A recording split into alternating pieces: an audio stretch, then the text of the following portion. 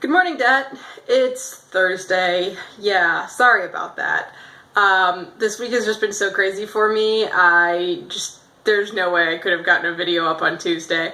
I had to hand the keys into my apartment by today, and in order to do that, we had to get all our stuff out and clean it and everything. And that took longer than I thought it would. But I'm finally getting to vlogging this week, so hey, how are you? It was cool to see your students in your last video, and that food looked amazing.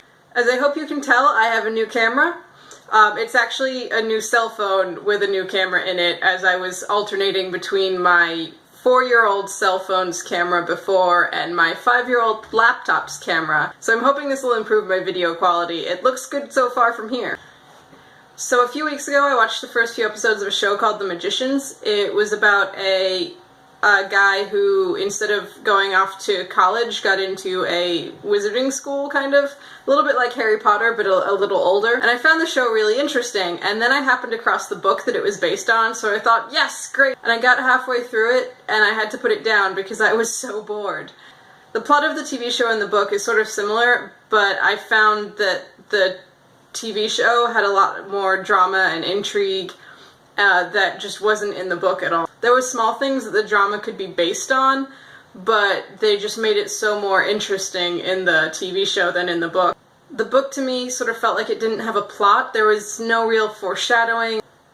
The only goal of the main character was to learn magic and go to class and pass his classes, and it just was really kind of boring. But the TV show was really interesting, and if you're into modern fantasy at all, I would recommend it. So after moving on from The Magicians, I started reading this book, Behind the Beautiful Forevers by Catherine Bow. If it sounds familiar, John Green assigned it for the Nerdfighter Book Club in 2014. But Nerdfighters, I realized I didn't give you a due date, which is just terrible teetering on my part. I apologize. And so June 10th. You must read this book by June 10th, or else nothing is going to happen to you. John, you might be a terrible teacher, but I'm a terrible student. I did not make that June 10th due date. I did not even make that June 10th due date for this year. But next year!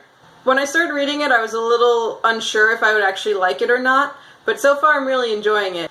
It's a novelization written by a reporter of some real people's lives in a slum in Mumbai called Anawandi.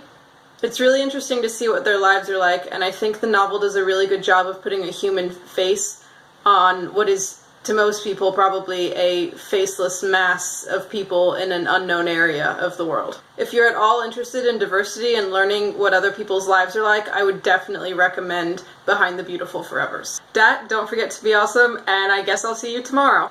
I'll try to be on time next week.